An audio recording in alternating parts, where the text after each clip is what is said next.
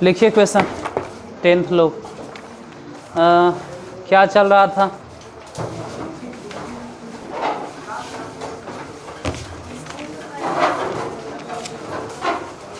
दो चर वाला रैखिक समीकरण में टाइप क्या था लास्ट? ज्यामिति। उसमें एक आध क्वेश्चन घर से भी दिए थे। क्या है? आओ, एक आध क्वेश्चन घर से भी दिए थे। कई गो दिए थे घर से होमवर्क? होमवर्क 5 गो था। हाँ चालू है, चालू है। एगो है कि 5 गो है? एगो है। क्या है एगो क्वेश्चन बोलिए जरा। जुलाई कई तारीख? जाको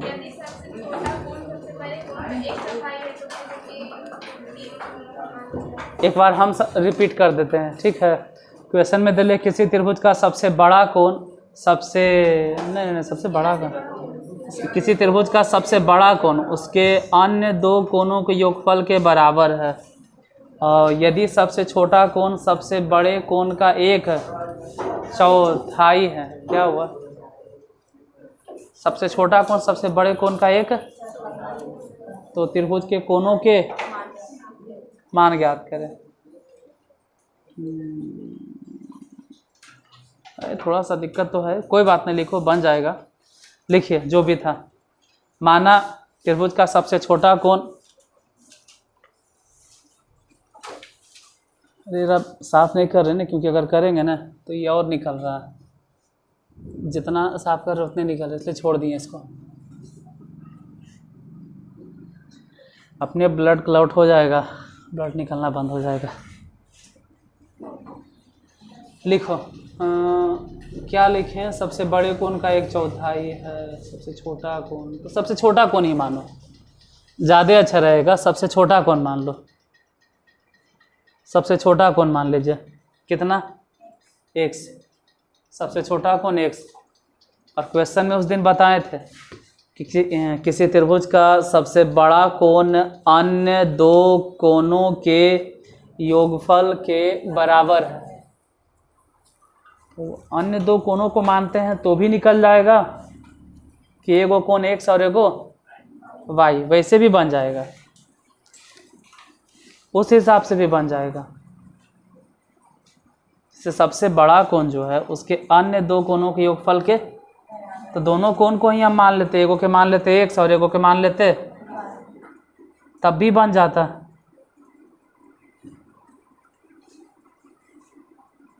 तब भी बन जाता।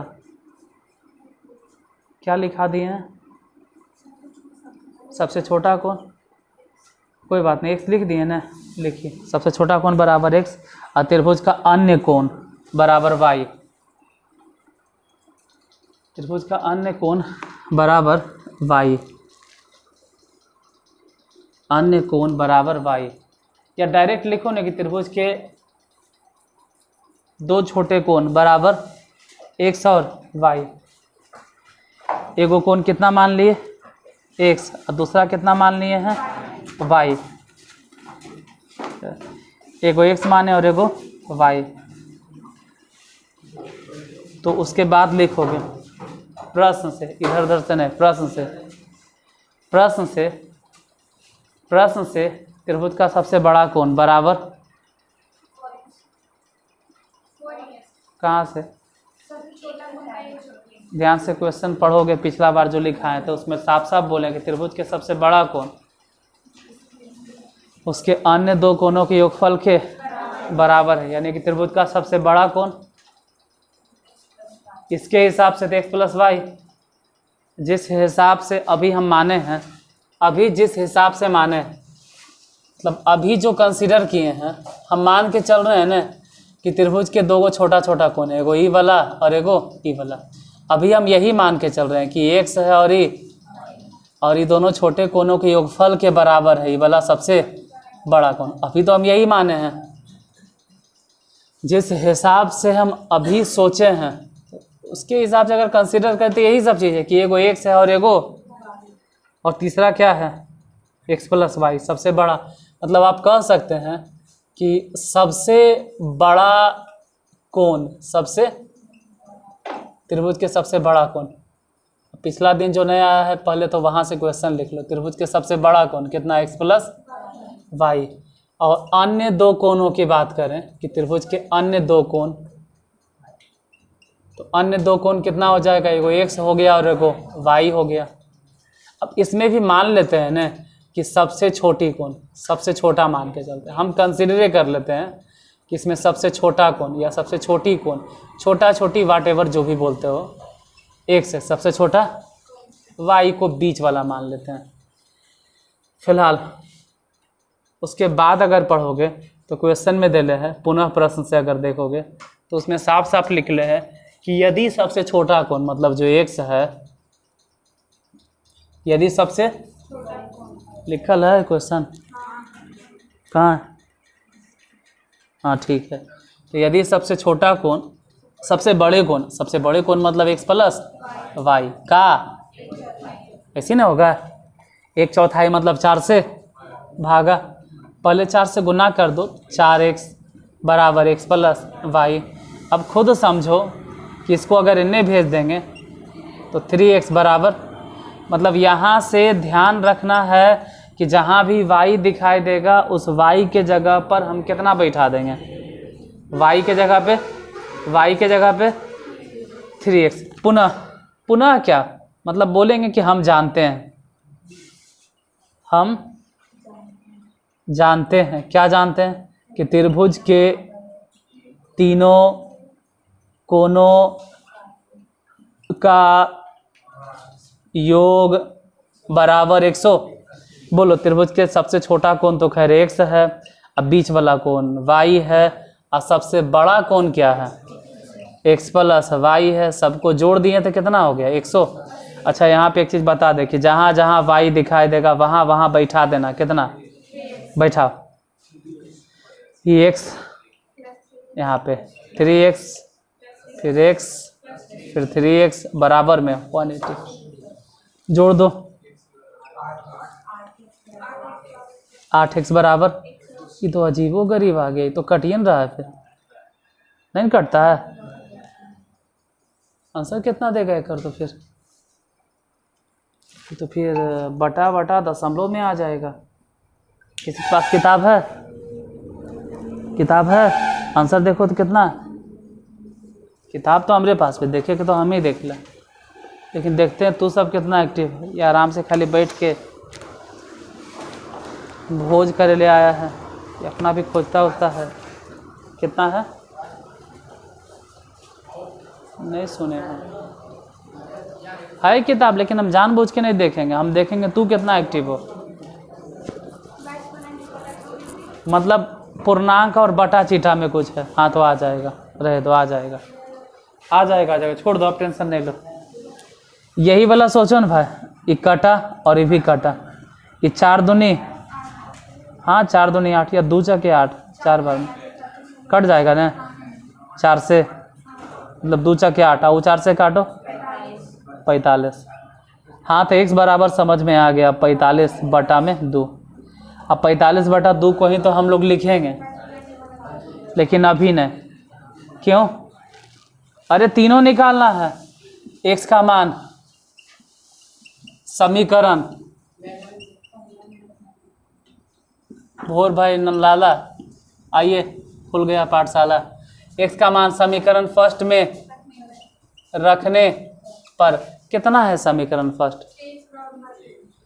3 माने 3 लिखो, और x माने 45 बटा 2 बराबर में कौन, तो y बराबर बोलो 45 दिया,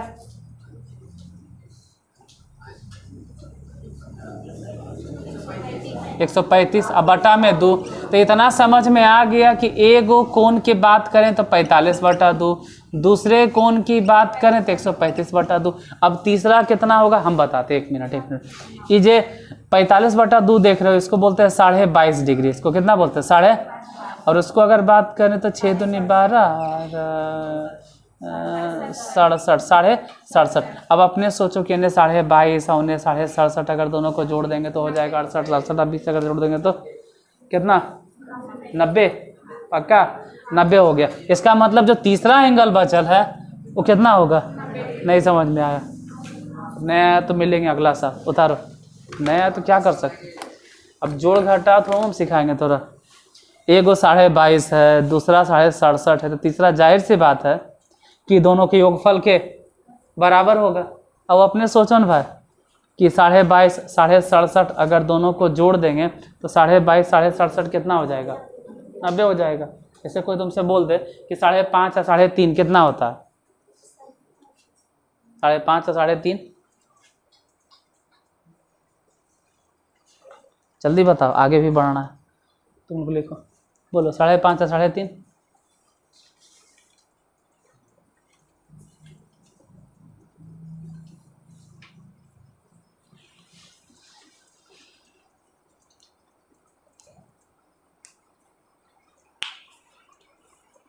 सब कि कोचिंग बंद ही नहीं करवा दोगे? तो बंद ही नहीं करे मेरे बाबू। 5.5 या 3.5 रुपया जोड़ल नहीं आ रहा है तो बंद नहीं करवा दोगे हमारे कोचिंग तो नहीं। 5.5 रुपया 3.5 रुपया कोई दे दिया, बोलता कई रुपया हुआ बोलो? हाँ 28 रुपया। तो कोचिंग में बंद करवा दोगे? 5.5 रुपया 8.5 रुपया 28 रुपया बोल रहे हैं।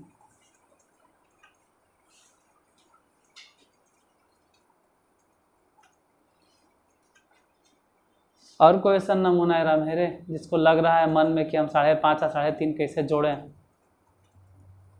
ऐसा कोई नहीं ना? इतनी सुन तो हल्का सा चीज़ है। 5.5 3.5 कितना होगा मालूम है? तो नहीं के 9 5 या 3 8 साढ़े जो है वो 1 रुपया हो गया। 8 ना 9। बंद करा दे मेरे बाबा कोचिंग तो हमार। ऐसे अगर रहोगे तो थोड़ा से बोल दे कि 1:30 बज गया, तो 1:30 बज गया मतलब 2 बज के कई मिनट? 1 बज के। चलो ये सब समझ में आता है। फिर बंदे करवा दोगे कोचिंग। 1 किलो में कई ग्राम होता है? 1 किलो बराबर कितना ग्राम? ये सब मेरा काम नहीं है। हम 10th के पढ़ा रहे हैं, हम कम से कम पढ़ेबे करते हैं 9th से ऊपर। उसके बाद घर में तो बुतरू वाल के पढ़ेबे करते हैं। घर में तो लड़ियन के पढ़ाते हैं हम, छोटकन के। घर के बात अलग है, लेकिन यहाँ हम स्टार्टिंग करते हैं नारतीगंज में 9मा से। उससे पहले पढ़ाइएगा सर। नहीं ज़्यादा है तो आप घर भेजिए। और भी घर में मेरे हिसाब से कई बजे? रतिया के 6 बजे, वही टाइम में मिलता है अंधार में। दिन में टाइम है ना। अब तुमसे अगर बोले कि 1 किलो में कई ग्राम, ये मेरा काम नहीं था। जो भी आपके टीचर थे बचपन में वो बताते हैं कि 1 किलो में कई ग्राम होता है। सोनिक मालूम है 1 किलोग्राम कई ग्राम? तो नहीं मालूम है। 1 क्विंटल में कई किलो? तो बता 1 क्विंटल में 1 क्विंटल में कई किग्रा? 1 मन मने? हाँ ठीक है। अच्छा, क्योंकि ये सब चीज़ जानना जरूरी है। आई कोई देहाती भाषा रे, देहाती भाषा है, वाती भाषा, ये जरूरी है आपके लिए। जब आप इवोल्यूशन ऑफ मनी पढ़ोगे तो वहाँ से शुरू होगा कि हम लोग पहले फूटी कौड़ी से चलेंगे। पहले फूटी कौड़ी, फिर कौड़ी, फिर ऐसे करते करते चमड़ी, फिर दमड़ी, पता नहीं क्या क्या आएगा। दमड़ी आएगा, चमड़ी नहीं, दमड़ी आएगा। मतलब फैक्ट है जो हमरो ने याद है। इतना याद है कि सबसे पहले फूटी कौड़ी चलता था। अभी भी कहावत है, तोरा फूटी कौड़ी नहीं मिलता, फुटल कौड़ी नसीब नहीं होता। कहावत है तो फुटल कौड़ी की है। मतलब देखिए देहात नियन बोले मारेंगे मुँह का न उड़ जाएगा। पहले फूटी कौड़ी चलबे करता था तो बोला जाता तोरा फुटल कौड़ी नसीब नहीं होता, क्योंकि फुटल कौड़ी चलता था पहले। उसके बाद कौड़ी चलने लगा। फिर कहता है ना, एक और कहावत है, चमड़ी चला तो चला जाए लेकिन दमड़ी नहीं जाए। तो दमड़ी भी एक तरह का मनी था। मनी कहता था कि आदमी के चमड़ी उखड़ जाए लेकिन दमड़ी नहीं जाना चाहिए। इसका मतलब है पैसा कितना मोह माया। आजो कहावत है, जो कंजूस आदमी रहता है ना, कहते हैं चमड़ी चल जाए लेकिन दमड़ी नहीं जाए। चलो टॉपिक पे आओ। हम जे भी पूछते हैं ना वो बकवास नहीं रहता है, सबका कहीं न कहीं मतलब है, मिटाते हैं। अगला नंबर क्वेश्चन लिखो।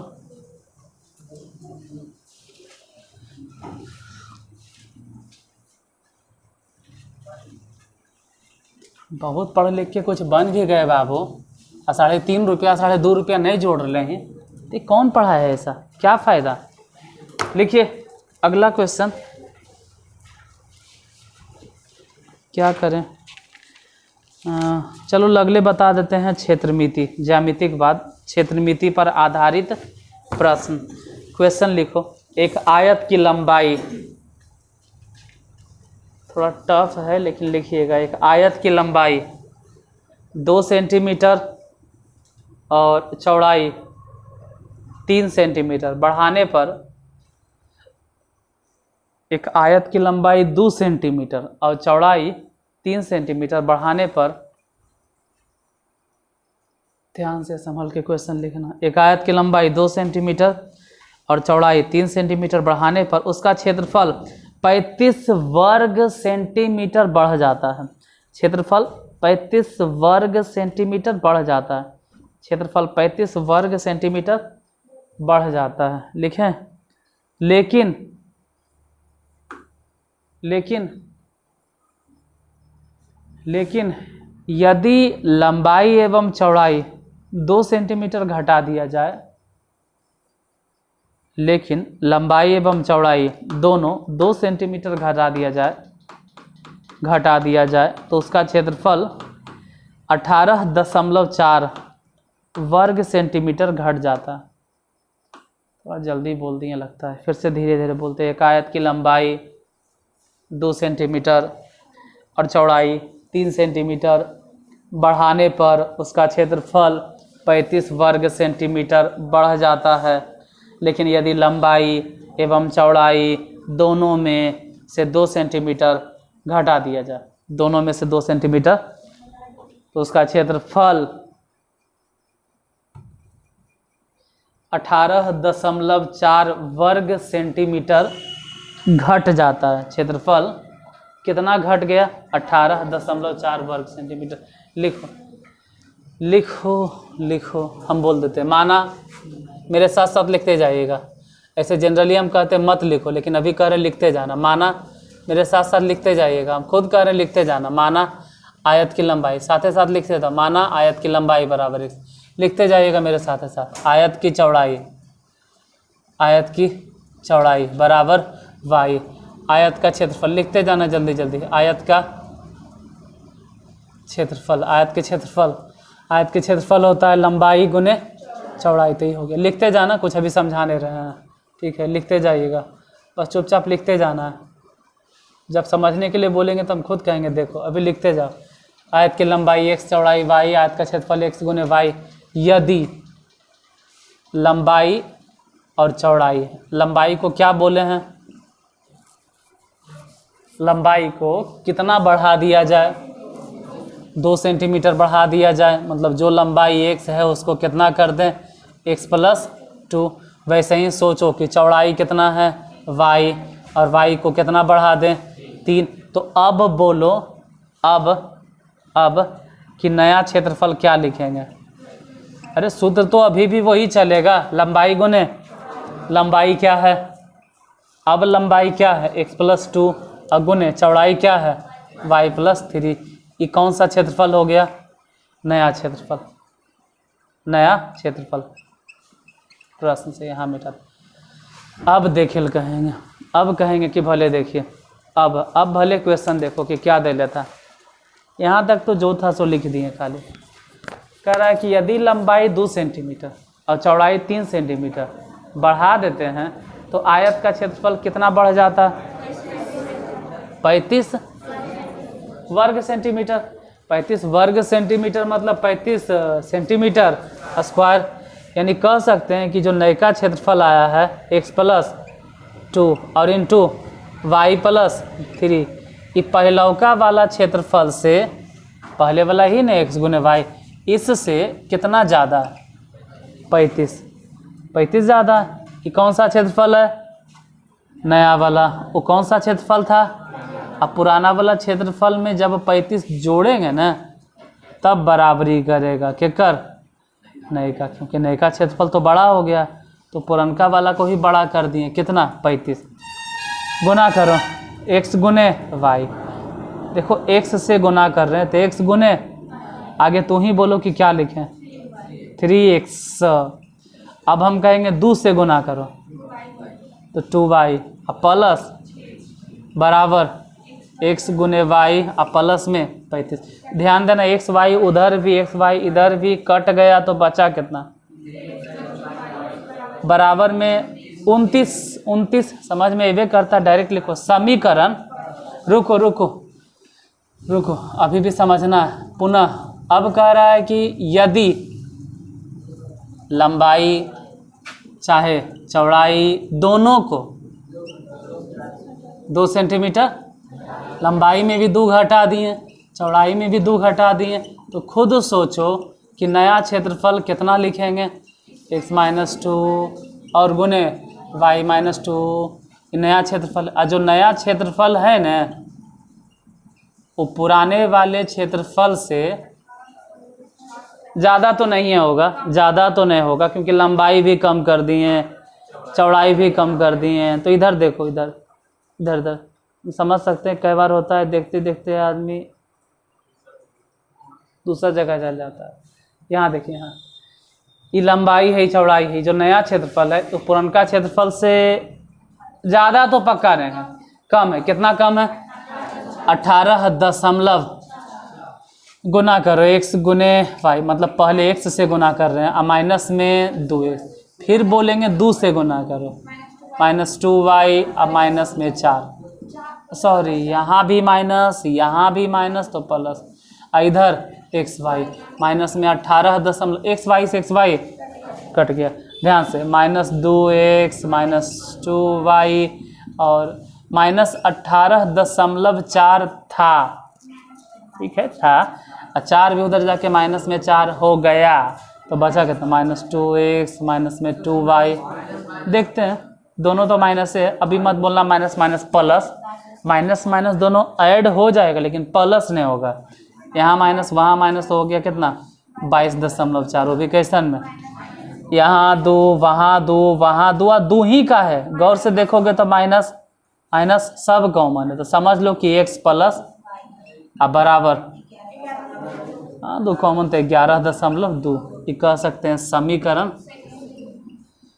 इतना मैंने समीकरण बताएं कि अब तो बन जाना चाहिए, बन जाएगा दोनों समीकरण।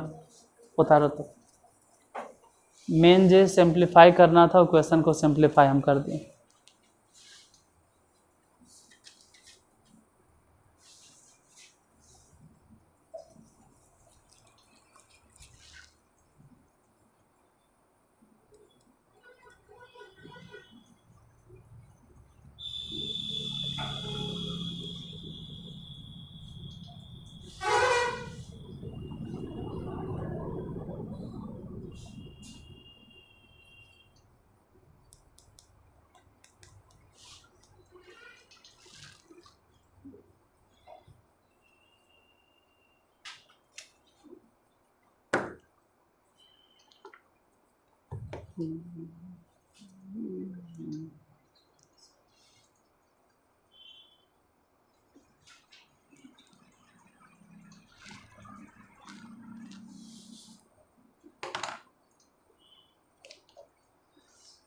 देखो, जो समीकरण सॉल्व कर सकता है कर लेना, और जो नहीं कर सकते हो अभी भी यहाँ ध्यान देना। ऐसे हम नहीं कहेंगे कि अब सब बोर्ड देखो, जो बना सकते बना लीजिए। ऐसे हम अपना काम कर देते हैं, 3x + 2y बराबर 29, कि अब तक तो ये वाला हिसाब हम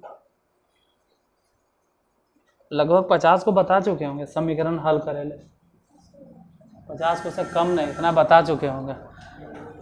तो जो बना सकते हैं बनाइए, उसको नहीं कह रहे हैं, देखो आप अपने काम कीजिए, बाकी हम अपना काम करते हैं। इतना बराबर 11.2, ऊपर में गुना करना है 1 से और नीचे गुना करना है 2 से, गुना करेंगे तो हो जाएगा 3x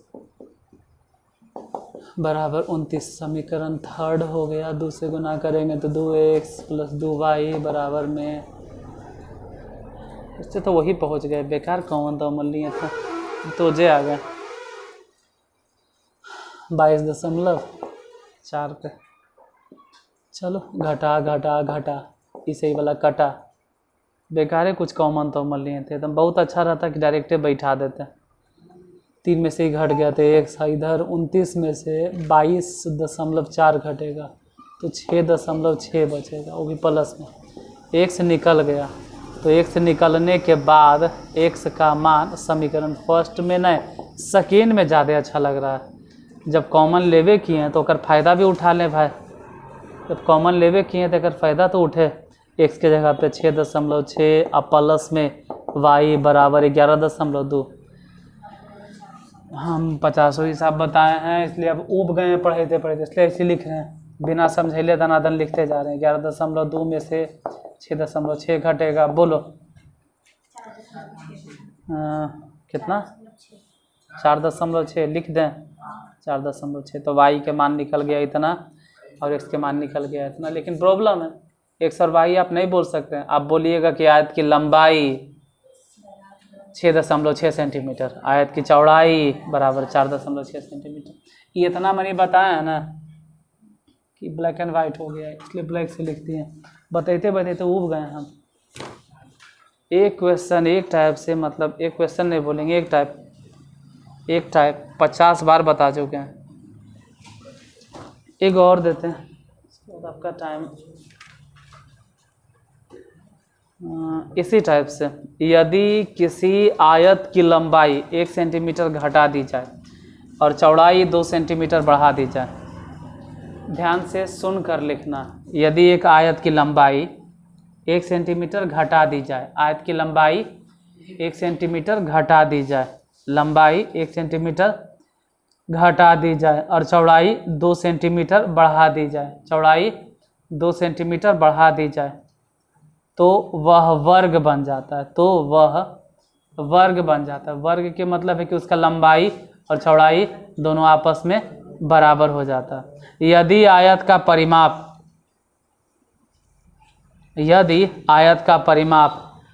34 सेंटीमीटर है, आयत का परिमाप 34 सेंटीमीटर है, तो उसकी लंबाई एवं चौड़ाई ज्ञात करें। हम बोलेंगे, दोबारा बोलेंगे। यदि किसी आयत की लंबाई 1 सेंटीमीटर घटा दी जाए, लंबाई 1 सेंटीमीटर घटा दी जाए और चौड़ाई 2 सेंटीमीटर बढ़ा दी जाए, चौड़ाई 2 सेंटीमीटर बढ़ा दी जाए, तो वह वर्ग बन जाता है। मतलब लंबाई चौड़ाई दोनों आपस में बराबर हो गया। यदि आयत का परिमाप 34 सेंटीमीटर है तो उसकी लंबाई और चौड़ाई ज्ञात कीजिए। मेरे बनाने से पहले तो सबके आंसर आ जाना चाहिए तुम लोग का। उसके बाद हम तो बतेवे करेंगे, मिला लेना उस वक्त।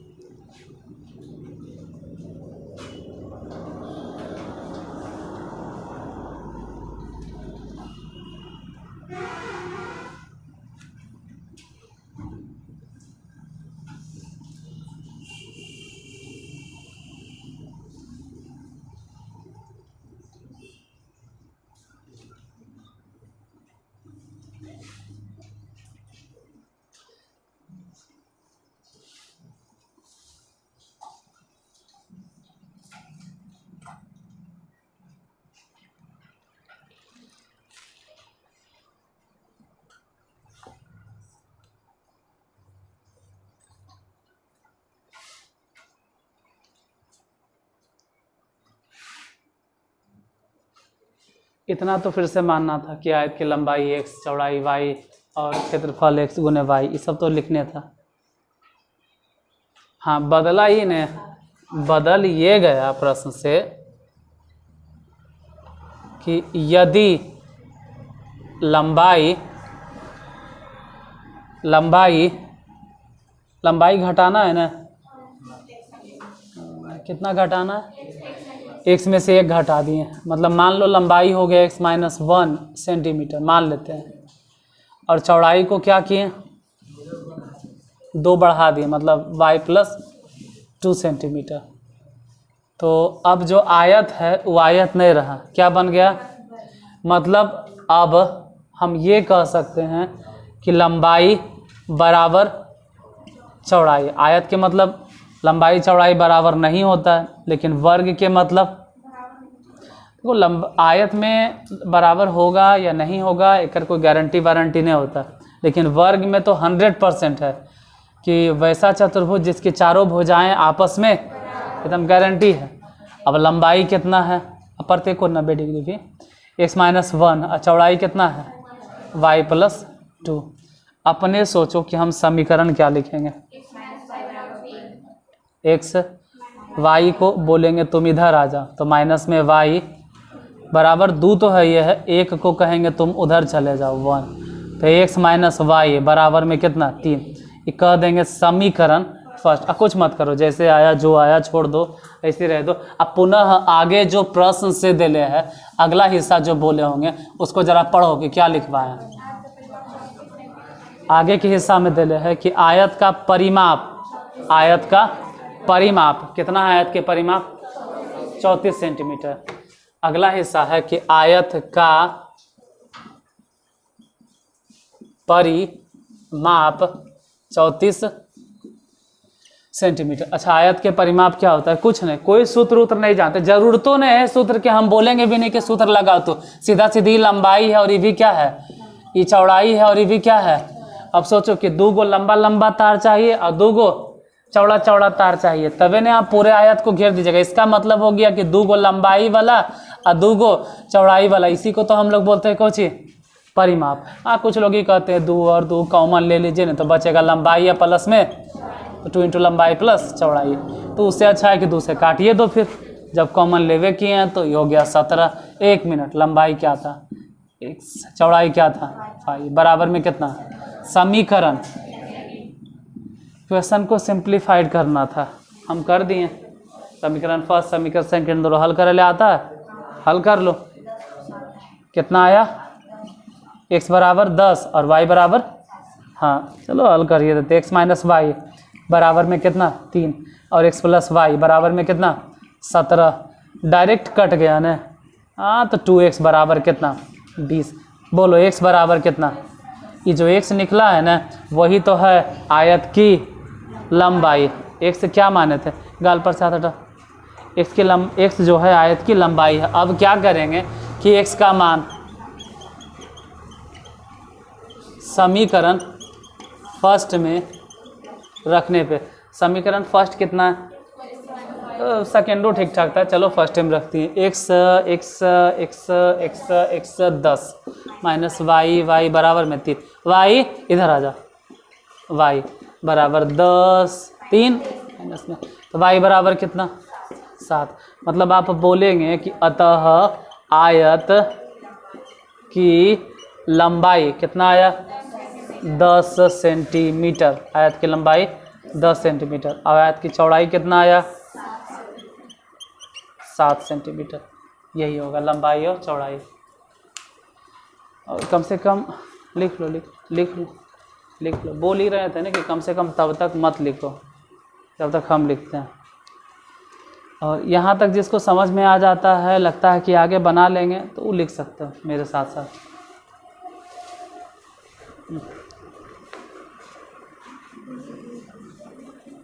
बस